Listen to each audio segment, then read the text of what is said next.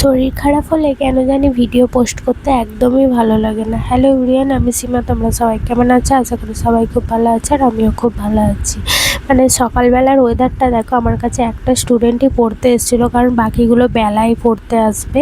কারণ সকালবেলা ওদের স্কুল হচ্ছে, তাই জন্য বেলায় পড়তে আসবে। আর এদিকে সুকা দেখো, যেহেতু বৃষ্টি হচ্ছিলো যাই জন্য আমাদের সুকাকে দুয়ারে তুলে দিয়েছে। আর আমার শরীর খারাপ হয়ে পুরো নাক ফাঁক বন্ধ হয়ে গেছে, যার কারণে অমৃতাঞ্জনটা একটু গন্ধটা নিচ্ছিলাম যে যদি ভালো হয়ে যায়। দেন অমৃতাঞ্জনের জল করেছিলাম একটু, গরম জলে অমৃতাঞ্জন দিলে না একটু ভালো হয়ে যায়। ভাবটা নিলে না নাকটা বুকটা অনেকটা হালকা লাগে। আর আমি প্রায় 5 মিনিট ধরে গরম জলের ভাবটা নেওয়ার পর আমার মুখটা তো পুরো ঘেমে গেছে। তারপর কিরকম একটা অস্বস্তিকর গরম লাগছিলো, এক তো পুরো নাকটা বন্ধ, তারপরে অনেকক্ষণ মুখে ভাবটাই শুধু এসছে। আর এই অমৃতাঞ্জন দিয়ে ভাব নিলে নাক পুরো পরিষ্কার হয়ে যায়। যাদের সর্দির ধাত তারা একটু ভাব নিয়ে দেখো, অনেক উপকার পাবে। আমি প্রথমে ব্যাপারটা জানতাম না। মা একদিন বললো যে এইভাবে কর, তো দেখবি সর্দিটা ঠিক হয়ে যাবে।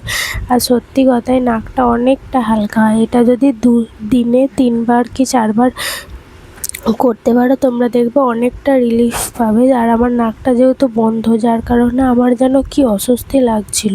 দেন আলু কাটছিলাম একটু, মা বললো আমাকে জিজ্ঞাসা করলো যে কী খাবি। আমি বললাম দেখো মা, আজকে ভাত খেতে ভালো লাগছে না, তাহলে একটু তরকারি করবে, মুড়ি খাবো। মা বললো তাহলে আলুগুলো কেটে দিচ্ছি, তুই তরকারিটা কর।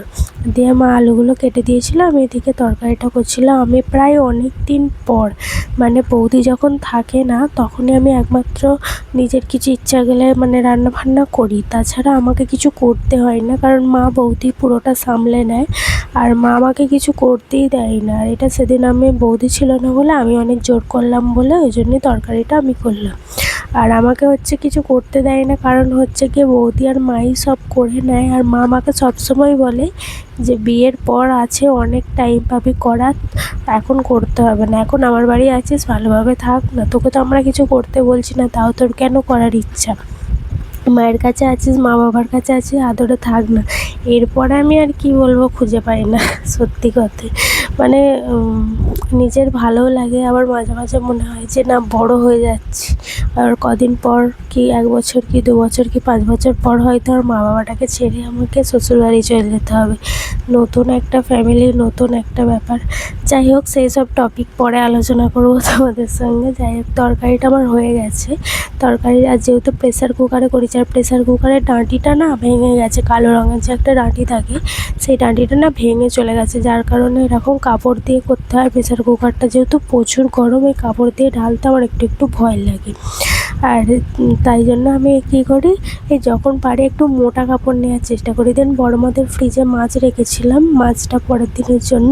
আজ যেহেতু আমরা 3 জন ফ্যামিলি মেম্বার, যার কারণে 2 পিস মাছ ছিল। আর আজকে আমার মাছ খেতে ভালো লাগছিল না, আমি বলেছিলাম ডিম খাবো, তাই জন্য 2 পিস মাছ মা আর বাপির জন্য।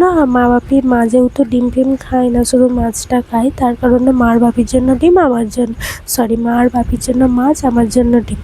দেন তরকারিটা করে মুড়ি খাচ্ছিলাম, কারণ আমাকে ওষুধ খেতে হবে। আর মা তো 40 বার কানের কাছে বলছে তাড়াতাড়ি খান, আরে ওষুধটা খেতে হবে, তো সকাল থেকে ওষুধ খাসনি এরকম বলছে। এবার এত তাড়াতাড়ি আমি কোনোদিন খাই না, কেন জানি না, একটু খিদেও পেয়ে গেছিলো, কারণ সকালবেলা কিছু খাওয়া হয়নি।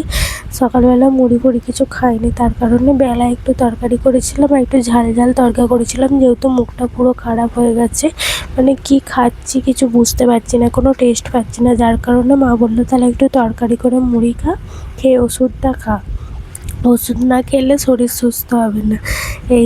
তারপর তার জন্য আমি মুড়ি খেয়ে নিচ্ছিলাম। আর একটা জিনিস তোমাদেরকে দেখাই, আমাকে যে ডাক্তার ওষুধ দিয়েছে, ওষুধটা দেখো লাভ ওষুধ। আমি ওষুধকে না ভালোবাসলেও ওষুধ আমাকে ভালোবাসে, এই আর কি, এটার মাধ্যমে বোঝাতে চাইছে আর কি।